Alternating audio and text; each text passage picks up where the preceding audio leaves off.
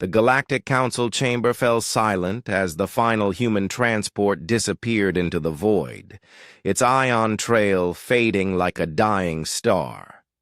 Ambassador Zektar of the Etherian Collective watched through the massive viewport, his crystalline form refracting the distant light into fractured rainbows across the polished floor.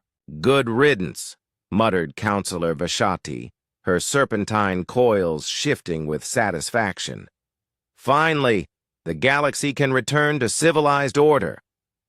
The vote had been unanimous. Well, nearly so. Only the humans had abstained, knowing their fate was already sealed. Exile from Galactic Council space, permanent banishment for their aggressive tendencies, and dangerous unpredictability. Zektar remembered the debate that had raged for cycles. The humans had been too violent, the other species claimed, too willing to fight when diplomacy was the civilized way. Their military interventions during the Void War had been effective. Yes, but brutally so. They had saved countless worlds, true, but at what cost to galactic sensibilities? They never understood, High Counselor Mordun had declared during the final session. Peace through strength is a primitive concept.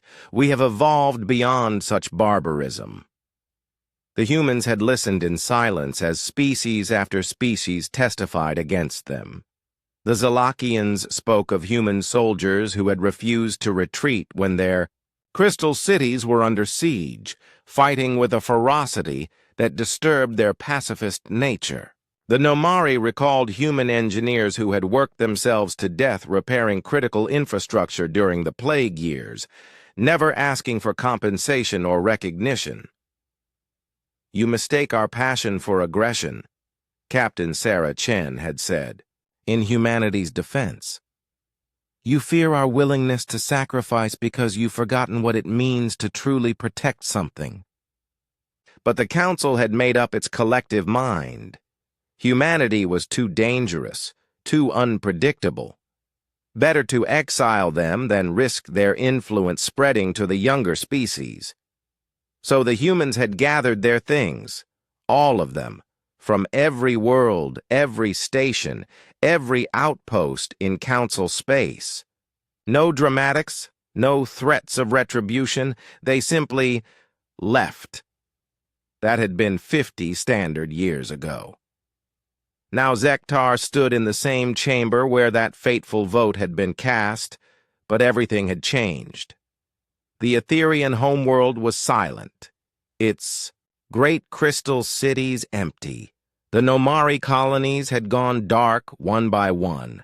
Half the Council species had simply vanished. It had started small, pirates raiding merchant vessels in sectors that had been peaceful for centuries.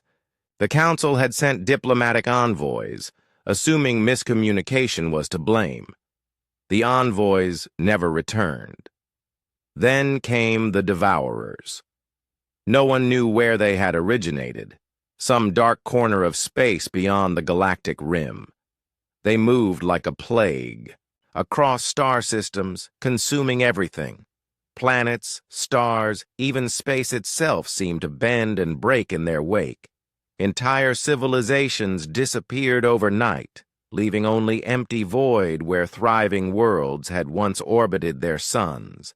The Council had tried diplomacy first, naturally. The Devourers had responded by consuming the diplomatic fleet and the 3 star systems it had been stationed in. "Where are the humans now?" Counselor Thane had asked during their last emergency session, his insectoid features twitching with barely concealed panic. "Beyond the outer rim," someone had replied.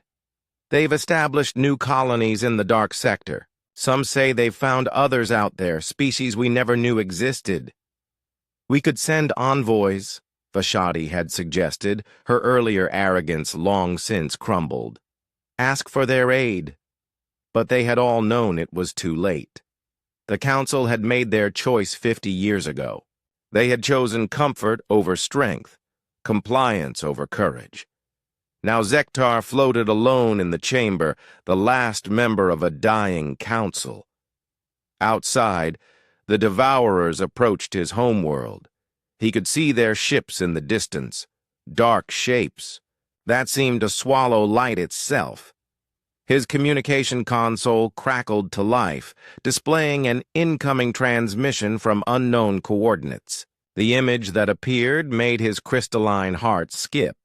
A human face, older now, scarred by decades in the dark sector. "This is Admiral Chen of the Terran Free Fleet," the woman said. Her hair was silver now, her face lined with age. But her eyes held the same fierce determination he remembered. "We're receiving distress signals from Etherian space." Zektar's voice came out as barely a whisper. "Admiral, the Devourers, they've taken everything. We're the last." Sarah Chen studied him for a long moment. Behind her he could see the bridge of what appeared to be a massive warship, technology he didn't recognize humming with barely contained power. "We know," she said simply. "We've been fighting them for 30 years out here. We've learned things, developed weapons and tactics you can't imagine. We've allied with species you've never heard of, races that make us look tame by comparison." "Why?" Zektar's form flickered with confusion. "Why are you contacting us?" The Admiral's expression softened slightly. "Because despite everything, some of us still remember what we swore when we joined the Council. To protect all sentient life in the galaxy." Through the viewport, Zektar could see human ships emerging from hyperspace. Sleek, predatory vessels, accompanied by alien craft of impossible design. They moved with purpose, positioning themselves between the Etherian homeworld and the approaching Devourer fleet. "You exiled us because you feared what we might become," Admiral Chen continued. "But you never understood what we already were. We're the species that runs toward the fire when everyone else runs away." The transmission ended, and Zektar watched as the human fleet engaged the Devourers. The battle was unlike anything he had ever witnessed. Brutal, desperate, magnificent. Ships that should have been consumed fought on even as they were torn apart, their crews buying precious time for evacuation fleets to escape. As the last Etherian transport disappeared into hyperspace, carrying the survivors of his dying civilization to safety, Zektar understood finally what the Council had lost. Not just humanity's strength or their willingness to fight, but their fundamental refusal to abandon hope even when hope seemed lost. The regret that flooded through him was absolute, crystallizing in his core like a physical weight. They had been so afraid of humanity's fire that they had extinguished their own light. Outside, the human ships fought on against impossible odds, and Zektar realized that some sacrifices were worth making, and some species were worth saving, even when they didn't deserve it. The world they had known was gone. But perhaps, in the darkness of the void, something better could still be born.